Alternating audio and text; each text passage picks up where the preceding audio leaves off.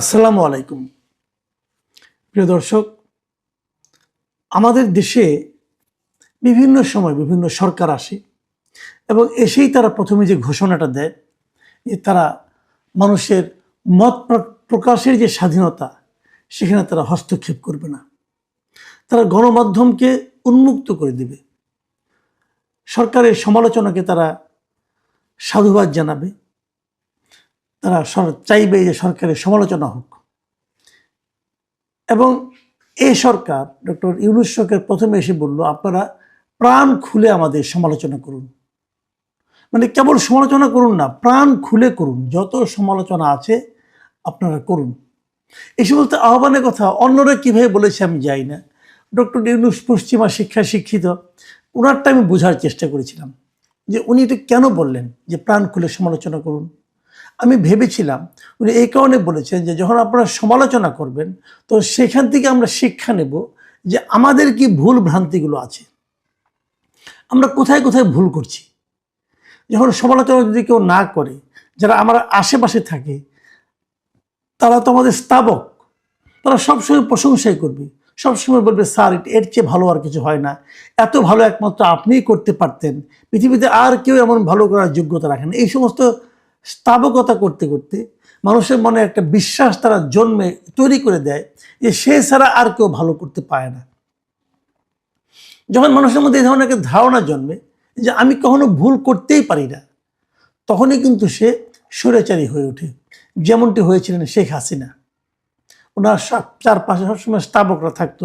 মাঝে মাঝে উনি প্রেস কনফারেন্সের নামে একটা আসর বসাতেন, সেখানেও স্থাবকরাই যেত, সাংবাদিক নামধারী স্থাবকরা যেত। তারা যে এমনভাবে স্থাবকতা করতো, এমনভাবে তোষামদি করতো যে উনি ছাড়া আর কেউ বোধহয় ভালো কাজটা জানে না, ওনার কোনো ভুল নাই, ওনার মতো মহান নেতা নাই। একবার একজন বলেই ফেললো যে আপনাকে আমরা হারিয়ে ফেলছি, কারণ আপনি এখন আমাদের নেতা, এই জাতীয় নেতৃত্বের থেকে উপরে উঠে আপনি বিশ্ব নেতায় পরিণত হচ্ছেন, এই জন্য উনি খুব দুঃখ পাচ্ছেন। এই সমস্ত স্থাপকতা আমরা দেখেছি, দেখে দেখে আমরা বিরক্ত হয়েছি, অনেক সময় আমরা কৌতুক অনুভব করেছি। তারপর যখন ইউনূস সরকার বললেন যে আমাদের প্রাণ খুলে সমালোচনা করুন, তখন আমি ভাবলাম উনি বোধহয় ওই কারণেই বলেছেন যে আপনারা সমালোচনা করুন, ওখান থেকে আমরা শিক্ষা নেব, শিক্ষা নিয়ে আমরা সঠিক কাজটা করব।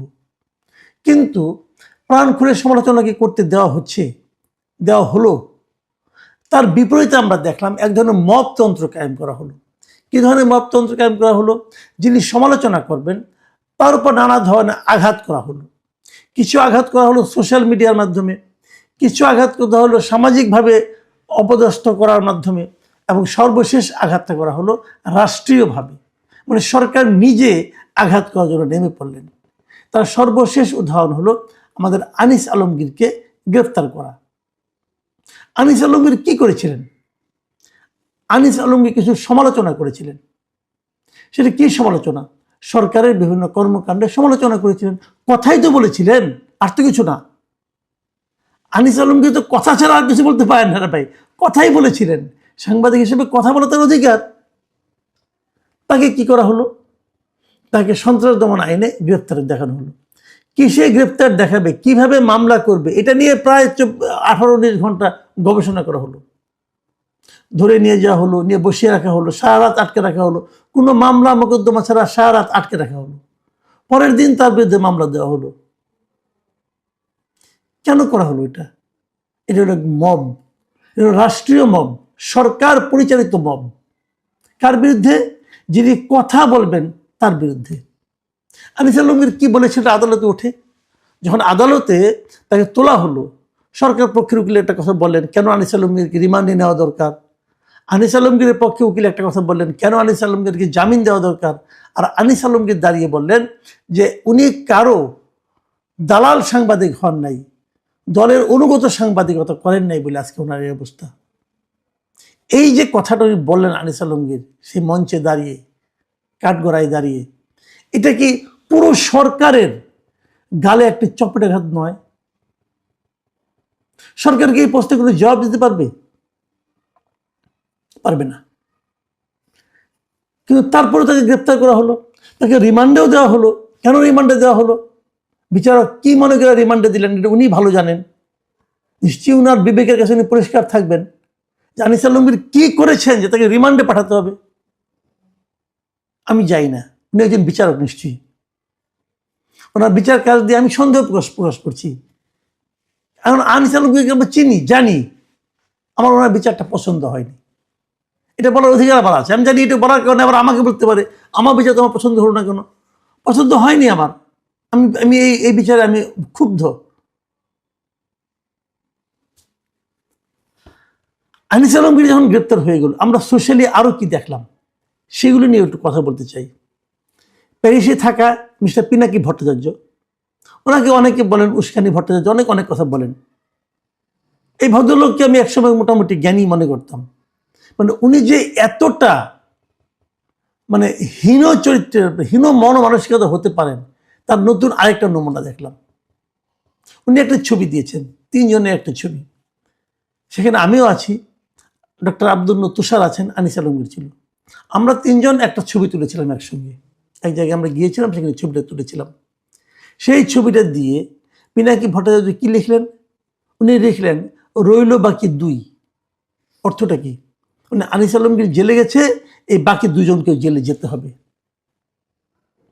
আপনি আমাকে জেলে পাঠাতে পারেন ভাই, কোনো সমস্যা নাই, আপনার ক্ষমতা আছে।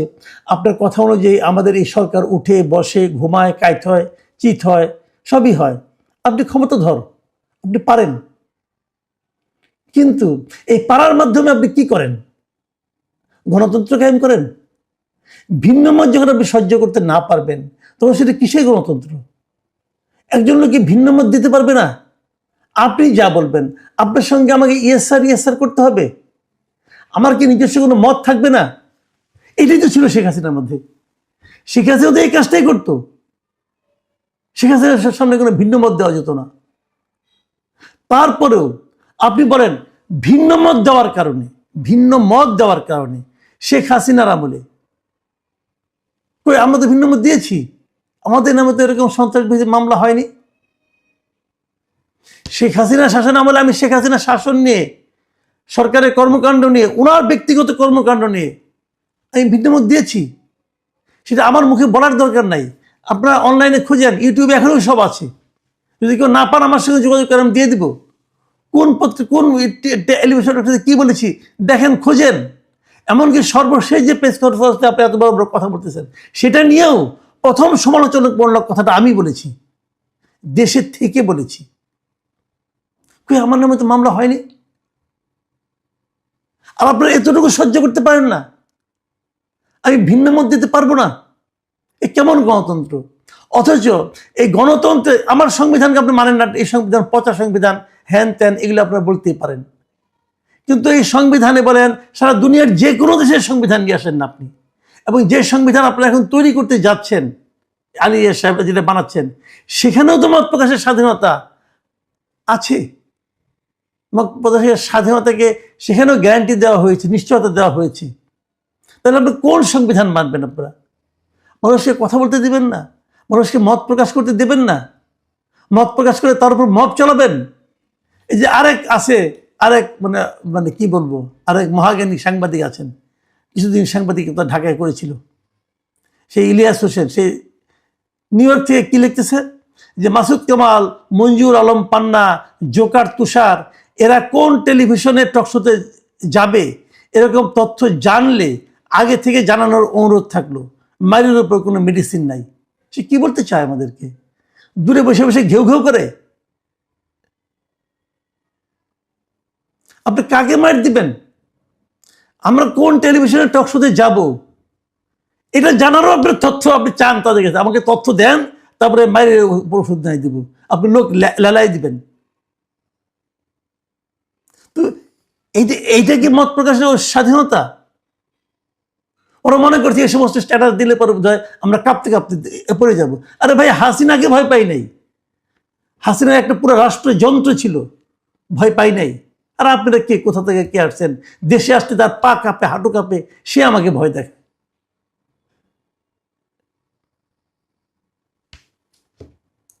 কি বলবো আর? কিন্তু এটা কেমন? আপনাকে ভাবেন একটা জিনিস, যে আমি কোন টেলিভিশনে যাব এটা জানা থাকলে, তাকে জানালে সে আমাকে মেডিসিন দেবে, মায়ের ওষুধ দেয়, মানে আমাকে মারতে পাঠাবে লোক।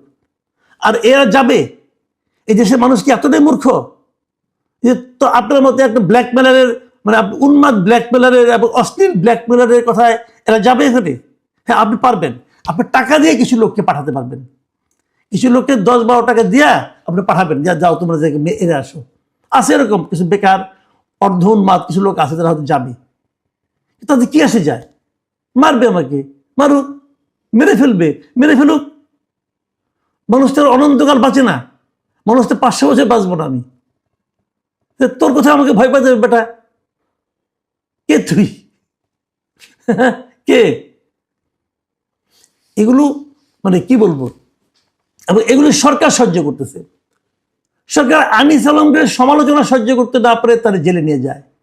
কিন্তু তখন এই দেশে বসে কেউ আমার বিজয় দিবসকে নিয়ে অশ্লীল কথাবার্তা বলে, যখন কেউ আমার স্বাধীনতা নিয়ে অশ্লীল কথাবার্তা বলে, যখন কেউ সেনাবাহিনী নিয়ে মানে ধ্বংসাত্মক কথাবার্তা বলে, যখন কেউ আমার পররাষ্ট্র নীতিকে ভেঙে দিতে চায়, আরেকটা রাষ্ট্রের মধ্যে মানে বিশৃঙ্খলা সৃষ্টি করে তাদের অখণ্ডতাকে খণ্ড বিখণ্ড করে দিতে চায়, সেটা নিয়ে সরকারের কোনো হেলদোল নেই।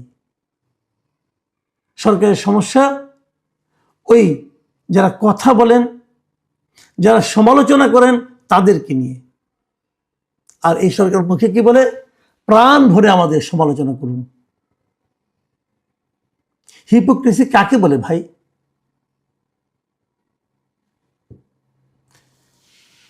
আমরা শেখ হাসিনার সরকার দেখেছি, আমরা ইউনূসের সরকারও দেখলাম, দেখছি, এখন আরো হয়তো মাস দুয়েক দেখতে হবে। সামনে কোন সরকার আসবে আমরা জানি না, তাদের কি আচরণ হবে সেটাও আমরা জানি না। কিন্তু একটা কথা বলে যাচ্ছি, আমরা কথা বলে যাব।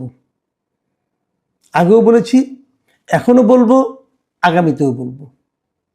কি হুমকি আসবে, কে কি করতে চাইবে, কে অঙ্কের হিসাব করবে, রইল বাকি 2, রইল বাকি 1, হিসাব করতে দেন, আমাদেরকে থামাতে পারবেন না।